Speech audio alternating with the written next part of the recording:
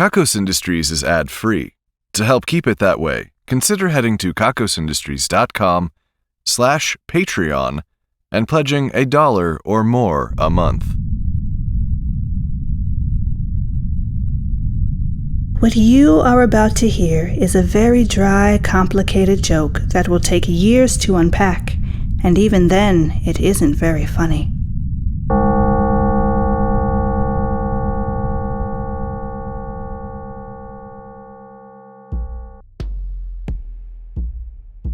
Hello and welcome to the Kakos Industries corporate shareholder announcements. My name is Corindeeth III, and I am CEO. At Kakos Industries, we help our clients and everyone everywhere to do evil better.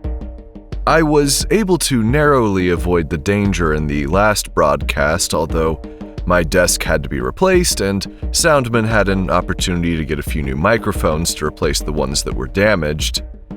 That seemed to make him happy.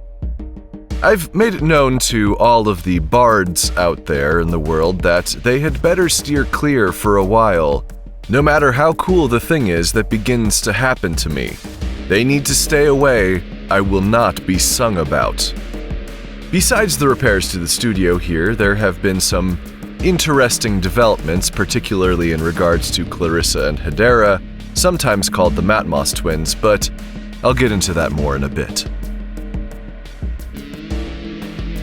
Today's broadcast is coming to you from a collaboration between our Division of Hygiene and Teeth Breach Inc. If you followed your instructions, you began brushing your teeth at the designated time, and this electric toothbrush will be sending the sound of this broadcast into your ear canals from inside of your mouth for the remainder of the broadcast.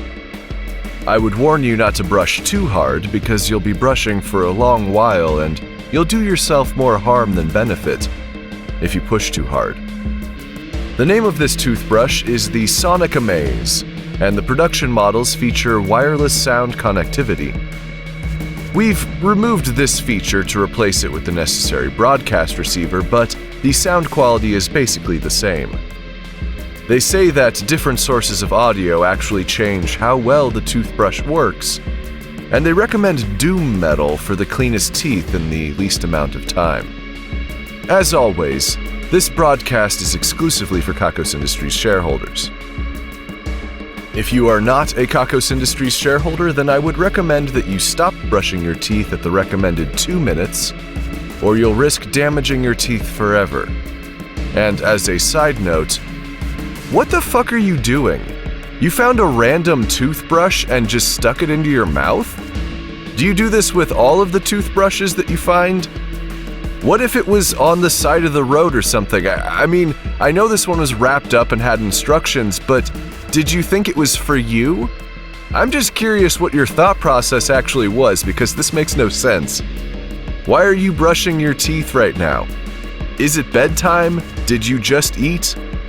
I have to make a comment here about what happens if you're not a shareholder in every broadcast, but this one just has me scratching my head. You're using a toothbrush that isn't yours right now. Doesn't that weird you out? The shareholders at least know that the toothbrush is theirs, right? It's addressed to them. There's one for each person in the household, but you? Who the fuck are you? Why did you put it in your mouth? It just makes me wonder, you know? And look, I'm just gonna call it. You're evil. You don't have to do anything differently. You're evil already, just as you are. You put a strange toothbrush in your mouth, and that's a chaotic kind of energy that can only be on our side of things. I'm not saying you're upper management material, but you're some kind of evil for sure. Well, that line of threatening wrapped itself up neatly. Everyone, keep brushing, but like I said, not too hard, okay? The 90s rave-themed Festival of Somnambulation was amazing, I'm told. I was completely out the entire time. It seems kind of like a dice roll whether or not they have me stay awake for the event or participate as intended. There are pictures of me in my pajamas covered with glow stick fluid.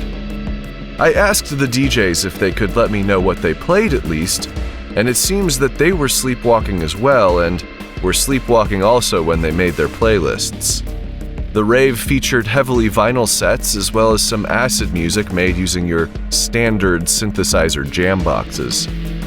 Really, it looks like it would have been a cool party to go to while awake, but such is the nature of these things. The Festival of Fertility definitely delivered on the expectations I set last time.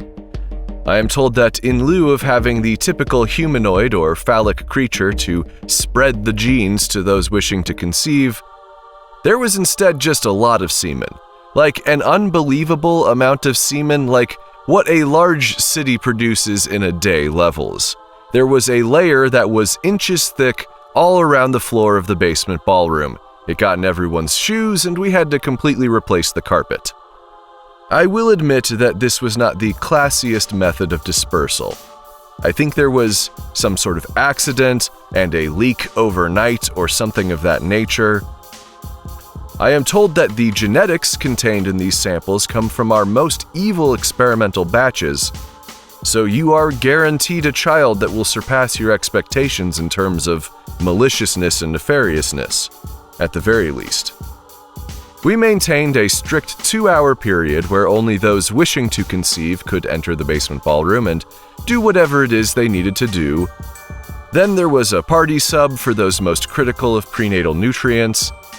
Then we let everyone leave, and that's when we opened the doors to the people who just wanted to be in there for whatever reason. There was just a lot of this stuff. I'm told that it was certified from deep in the balls, but the balls in question do happen to be experimental tissue that has never been connected to a brain of any kind. Yes, we all know some people like that. It's a very funny joke you just thought of, shareholders. A large set of balls that cannot think. Sounds like someone we all know. Except this is very serious science. And for what it's worth, yes, I am sorry that I read any of this out loud to you just now. I'm very sorry.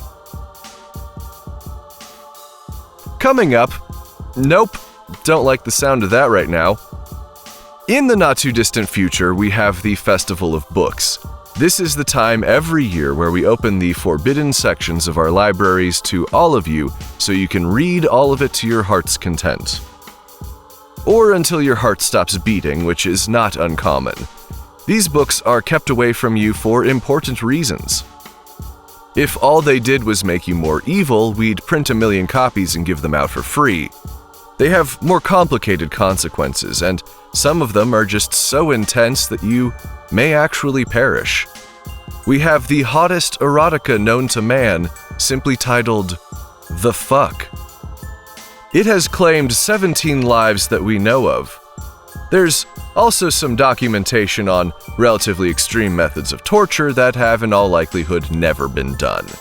They are too complicated and gross and flimsy and you need too many accomplices, and really, if you thought the erotica was masturbatory, then the people who spend all day writing about pain and torture and violence are on a whole other level.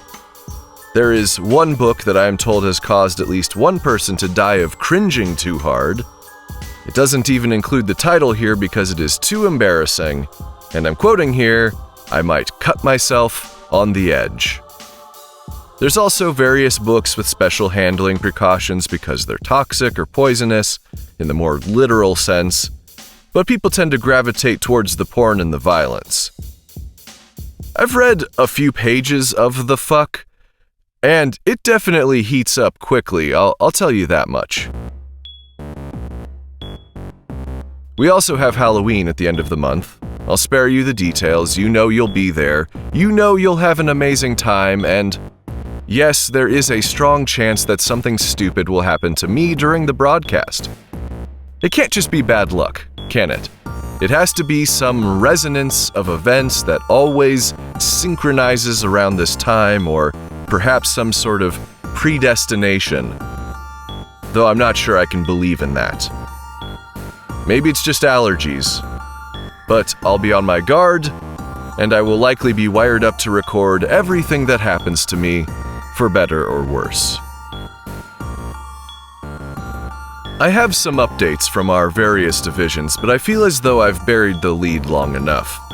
You will of course remember the Matmos twins Clarissa and Hedera. They don't actually look alike, but they appeared at the same time and they are inseparable. Kind of like fraternal twins, I guess. Except they don't even look related at all. Look, the name stuck. Anyway, they appeared around this time last year, and shortly after they kidnapped me, leading to a lot of excitement around here last Halloween. Then we killed their favorite monster, or perhaps master, or perhaps god. Its name was Quirgergirth. It ate me. You don't get to live after you eat me. The Matmos twins have since sort of lounged around Kakos Industries, refusing to move, or speak, or really do much of anything other than eating chips and desserts from the vending machines. Some people find their passivity and resignation to be cute, relatable, or a turn-on, but we barred anyone from pursuing them until we could verify brain function. That's how limp they've been. Last time, they read a poem that summarized their grief at the loss of Quirgergirth, a name I was not expecting to say this often. We shrugged it off basically because there's nothing to be done now. Angus killed the monster, and when we went back to collect the remains, it had mostly melted into more black ooze. We call this black ooze the Matmos. It's all around Kakos Industries, but usually deep below the building. Some people say that the building is slowly sinking into the ooze, but that's just speculation. The arrangement of the building changes at random, so measuring the distance from the floor at the main entrance to the ground in front of it isn't a straightforward task. Sometimes there's a hell of a step up there for no reason, and that's not exactly evidence of sinking. Long-term trends are a bit more open to interpretation. Well, anyway, I'm getting away from the point. I awoke a few weeks ago with Clarissa and Hedera in my bed. They were naked. I was naked. Kimmy was naked. I don't normally sleep naked. At first I was shocked. I couldn't explain the situation, and it looked bad even by our standards. Kimmy stirred and was just as surprised as me that the other two were there. She asked me if we had finally figured out if they were cognizant enough to engage in romantic activities, because she could be down for that. I said I had no idea. I had no explanation for why or how they got there. They clung tightly to me. They said, "We forgive you," in a quiet voice just above a whisper. I could see Kimmy trying to appraise the situation. She has a superhuman ability to feel no jealousy, but kind of in a way that makes you sometimes wish she might, even if it meant you might not get to do something fun. But she looked concerned. I held still. There's no playbook for moments like that. Their arms were around me, their legs were around me. I could feel things I was trying to ignore in contact with my skin. I could feel them breathing on my neck and on my chest. Deep breaths. There were perhaps a few tears. Kimmy watched them quietly. I had maybe hoped that she would break the tension somehow, but these two have been a project of hers for months, and seeing them do anything other than lie about mournfully was a huge development. They were holding me tightly enough that I knew their strength would have to let out eventually, especially if all they eat is processed corn products. Being held feels nice, for most of us. People, I mean. And being embraced deeply communicates something that words can barely hope to attain on their best days. I felt warm and affirmed, but I pushed the feeling away. I had no idea what the context was. I had no idea what was going through their heads. I had no idea what was going through my head, to be honest. Eventually, their hold on me loosened and I could breathe a little more easily. Then they grabbed my hands and pulled me out of bed. I was still naked. I pulled against them for a moment, but Kimmy insisted that I go with them. I reminded her that I was naked. I wanted to dress. She told me she would take care of that. Clarissa and Hedera dragged me down the hallways, the three of us in the buff. It was early enough that there weren't many employees in the building, but there were some. Kimmy was behind me with clothes in her arms, but she was still naked, and the clothes were obviously only for me. A janitor watched us go by and just sort of nodded at me respectfully. I might have preferred no response, but it was what it was. They dragged me to an elevator, which took us to a staircase, which took us to a long hallway, and then a hatch, and then a series of caves lit by odd white lights. I quickly lost my sense of direction as we moved through. There were branching paths, and it all looked the same to me. I knew that I would have to rely on them to get back, or maybe Kimmy had a better memory. Caves are kind of tough to navigate if you aren't prepared, and that's when we came to a large opening inside of the cave, and in that opening there were ruins, or at least what looked like ruins. The cave was brightly lit by pale, soft blue lights. At the start of the ruins, they slowed to a stop and let my hands go. Kimmy offered me my clothes, but I felt awkward being the only person dressed, so I just kind of held them. Maybe we were supposed to be naked there, I don't know. I was just waiting to see what would happen. Around the buildings, which on second appraisal were not as old or ruined as I first thought, there were dark pools of what I could only assume was the matmos. At this depth below the building, it's basically everywhere. Slowly, people started to emerge from the buildings. They were dressed in dark cloaks. I thought to myself, oh great, this is how I die. I was so curious what these two were up to that I threw caution completely to the wind, and now I was naked holding a folded shirt and slacks. One of the cloaked figures withdrew her hood to reveal an old woman. Her irises appeared to be completely white with maybe a hint of blue. She looked at me. Then she looked at Clarissa and Hedera. "Took you long enough," she said. "We forgot," Clarissa replied. "Poor dears," the old woman replied. "You've been cut off." "It's hard to think," Hedera added. "That old fool was doing the thinking for you, was he?" They nodded in response. "Well, he's gone now. Your senses will come back in time." The old woman produced a small vial of black liquid and pulled a dropper from it. Clarissa and Hedera kneeled as she put one drop in each of their eyes. "That should help," she comforted. They nodded slowly. Meanwhile, I was still standing there with my dick out. I was afraid to move. A couple of hooded figures stepped forward with folded gray robes. They took my clothes and handed me one robe. They handed the other to Kimmy. Now, there's a kind of weird thing about Kimmy. We've had a lot of conversations about this, but she has this thing about clothes that apparently goes way back. The way she describes it, they don't make sense to her. Like, she knows why people put on clothes when it's cold out or to shade their bodies from the sun when it's hot, but she has this resistance to getting dressed that she has to overcome nearly every single time. She says it's bullshit, or we're all lying to ourselves, or it's a scam, or sometimes just clothes are for fools. There's some real frustration that goes along with it. Obviously, she wears clothes and gets over it, but she describes it as the resistance you have to initially getting in the shower, but 100 times worse. Once you're in, it's mostly fine, even if it is the most idiotic delusion of society. All this is to say that I put my cloak on to end the awkward feeling I was having, but Kimmy just sort of held hers like it didn't even click for her that it was hers to put on. Like she was holding it for someone else. Or maybe she didn't even recognize what it was. I tell you this mostly because in hindsight, I think it's really fucking funny.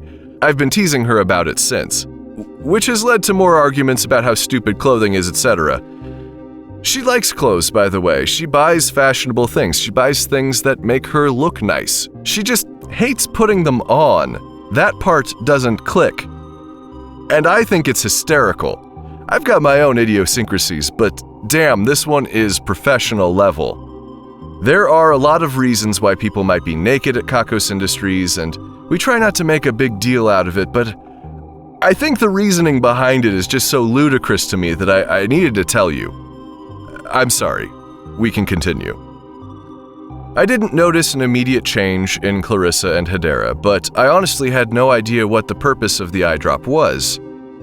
So, I've just gone into one of Kimmy's most endearing idiosyncrasies, so now it might be time for one of mine.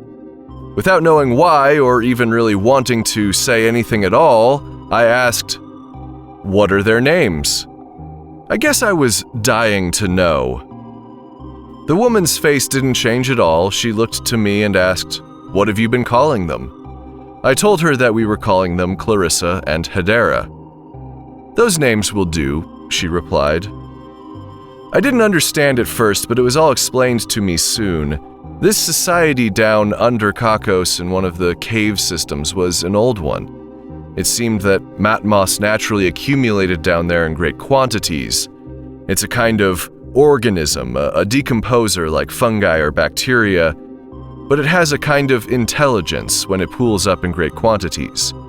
It evolved to influence as well as to consume.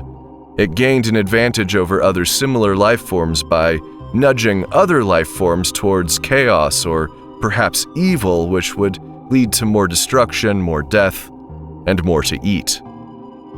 I asked how they knew any of this, and she indicated that the people living in this cavern can communicate with the matmoss, and she added that I had done so myself, whether I realized it or not. At that moment, I felt this surge of connection. I looked at the matmoss twins and this old woman, and I felt something tying us together. The old woman smiled at me. "You felt it, didn't you?" "It was all purged from me," I replied defensively. "Not all," she said. Then she produced a small cup and held it to my face. Like tears, a few black drops came from my eyes and dripped into the cup. "That's the last of it," she said. And just like that, the awareness of those around me disappeared, and I felt somehow trapped inside of myself. I was alone. "Of course," she continued, "you'll need to come into contact with it again, but for now, you are free." I didn't feel free. I felt cut off. I felt lonely. I hadn't even realized the connection was there. "You can see why some might choose to live this way," she said. I did understand. The black drops were followed by a handful of actual tears. With the liquid, we are all connected. Not completely, but enough that we are never alone. We do not need names. Some of our thoughts or feelings may make their way to another. We become part of a network. We are distinct, and yet we are able to think together. Or in the case of these two, she pointed at Clarissa and Hedera, completely offload your ability to think to one of our lords. The two winced. The humor of the scolding was cut short by the realization that Quirgergirth was apparently much more important to these people than I realized. That could come with consequences. "I can no longer feel what you were feeling, Mr. Deeth," she continued, "but I assume you are concerned we have brought you here for punishment. It is true you will answer for the things that you have done, but not today. We have requested your presence because the liquid wanted you to know of us. It wanted to make an introduction. It wanted you to have this as well." She handed me a small vial of the black liquid. Just looking at it, I felt a longing for the connection I felt moments prior. I didn't want to feel so alone inside of myself. The temptation to let it back in was strong, but I resisted. As she said, there may come a time where I would need to seek that connection again, to communicate, to get answers. Then she handed me a scroll. "And this," she added. It had some handwritten information and some drawn diagrams about the matmoss. Our best scientists have struggled for decades trying to understand the matmoss, but here were at least a few of the secrets. There was a fair amount of the history of the group, and I could see a drawing of Quirgergirth as well. I knew that Grace would find this information to be extremely valuable. I was intensely curious as well. A lot of strange things have happened to me in the last year or so, and I might finally get some answers. My thought process was broken by Kimmy's voice. Daniel?" she said.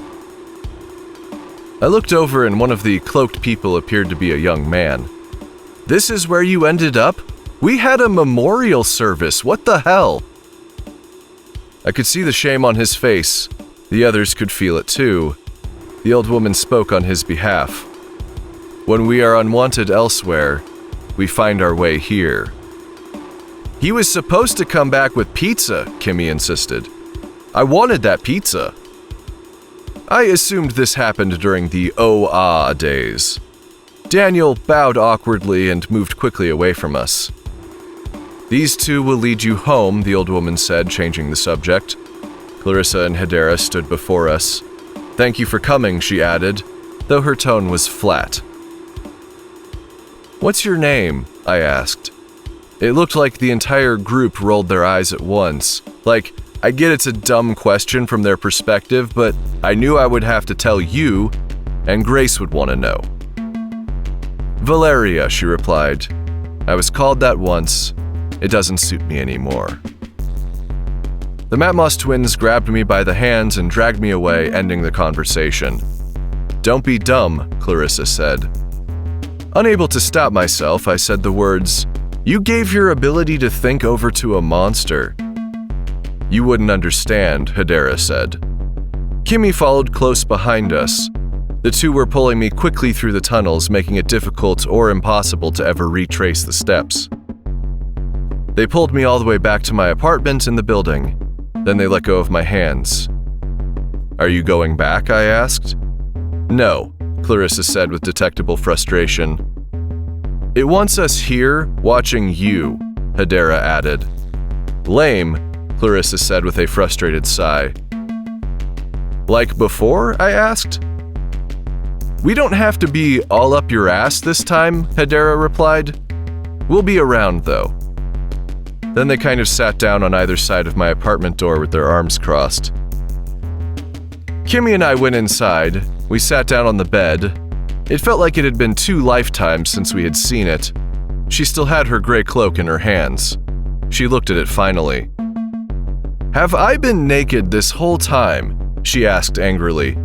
And I started to laugh. "What the fuck?" she said. "I told you to tell me if I forgot." "There wasn't a chance," I replied, but then she started hitting me with one of the pillows, and from there I couldn't speak because I was laughing too hard.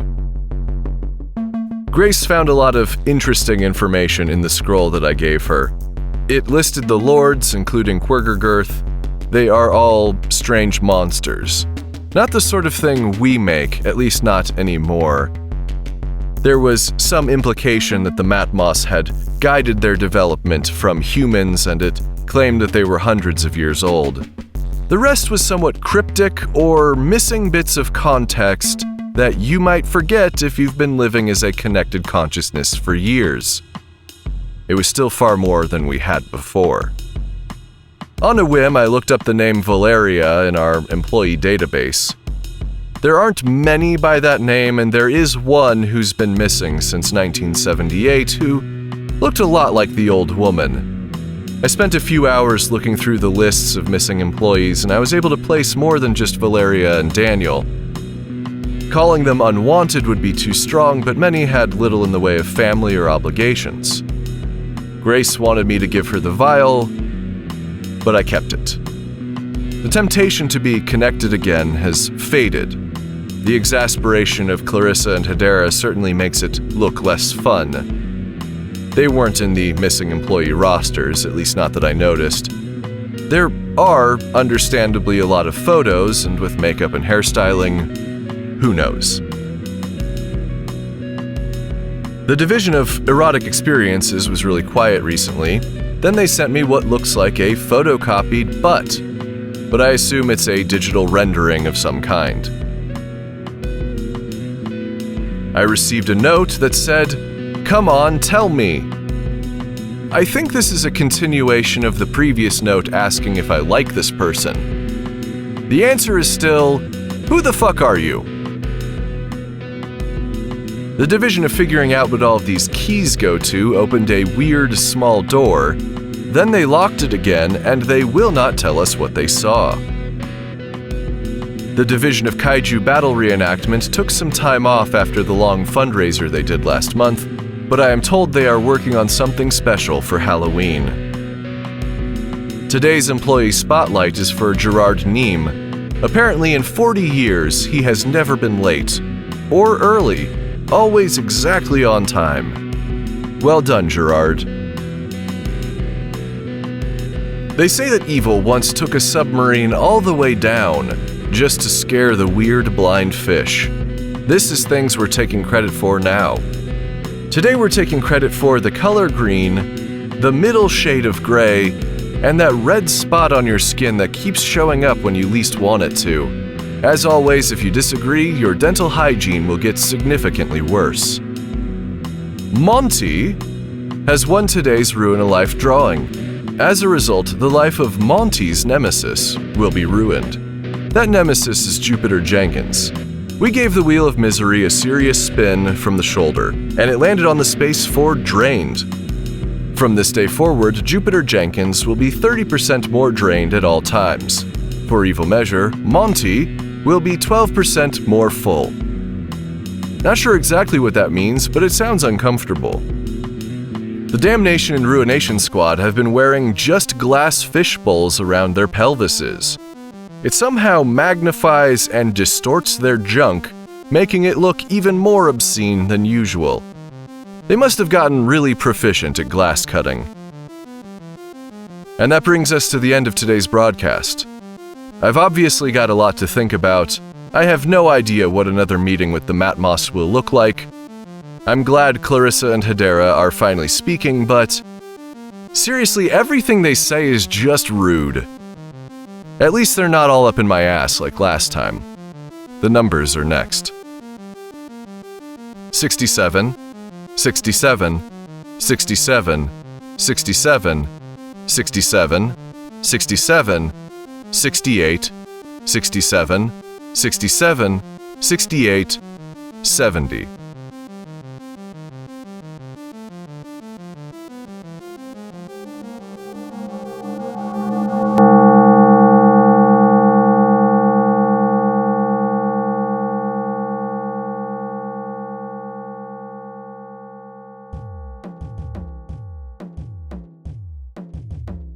Kakos Industries is written and produced by Conrad Mishuk, who is also the voice of Corin Deeth and the composer of the music. The introductions are read by Ryan Jenkins, and the credits are read by Brianna Kittle. Yeah, boy! Please visit kakosindustries.com for news, extras, and more episodes. There are also transcriptions on the website if you'd like to read along with the Kakos Industries announcements. That's KAKOSINDUSTRIES.com.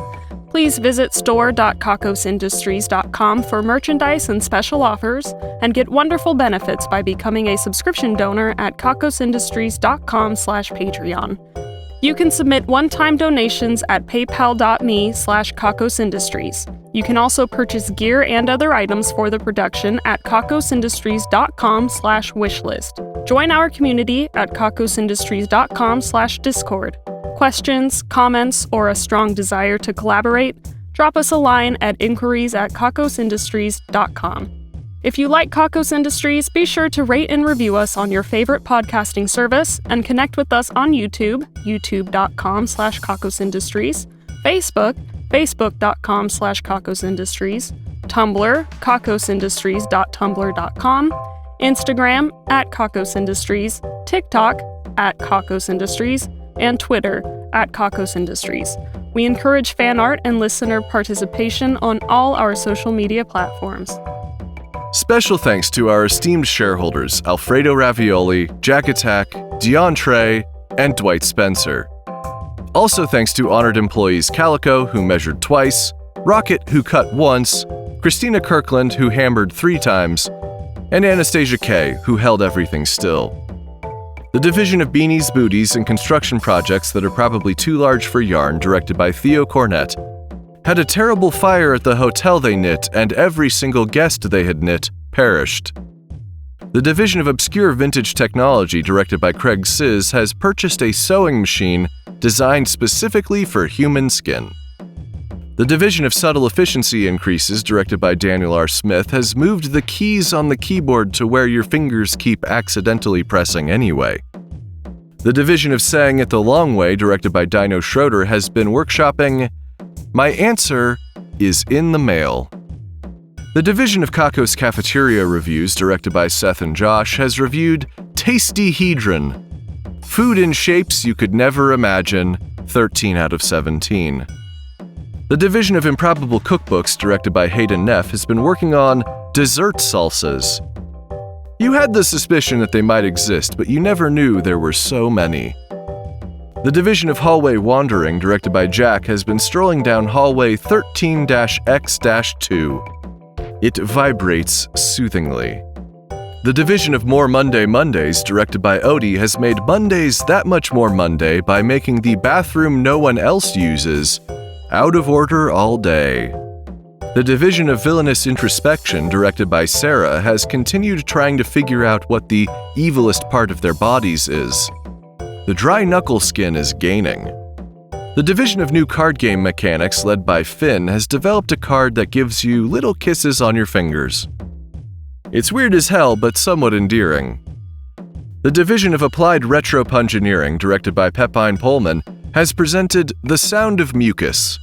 It's a lot of coughing and hacking, but we're told it's technically music.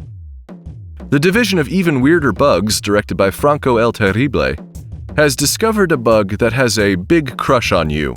It knows everything about you. The division of Animal Stacking, directed by the one true Dave, has stacked a series of camels by interweaving the humps. The division of Things with Switches That Shouldn't Have Switches, directed by Miss Dr. Indigo Esquire the 13th, has introduced a jar of sand that you can turn off before going to bed. The division of Fiendish Crosswords, directed by Caitlin Moak, has started using partnered brands as answers. You know the answer, but you're mad about it. The division of Unwanted Board Game Expansions, directed by Kevin Rowland, has created an edible duplicate of the game that you have to finish eating to win. The division of Post-Apocalyptic Delivery, directed by Cave Hill King Kill of the Murder Valley in the Mountains, finally found the graveyard. The grave had been in disrepair for some years, but a guarantee is a guarantee. Our esteemed shareholders, honored employees, division heads, and other Patreon patrons are the best. If you want a thank you in the credits, your own division, or other great rewards that help to keep this show running, please head to kakosindustries.com/Patreon. That's Patreon, Patreon. Kakos Industries can be dark. Call up someone you haven't talked to in a while to reconnect.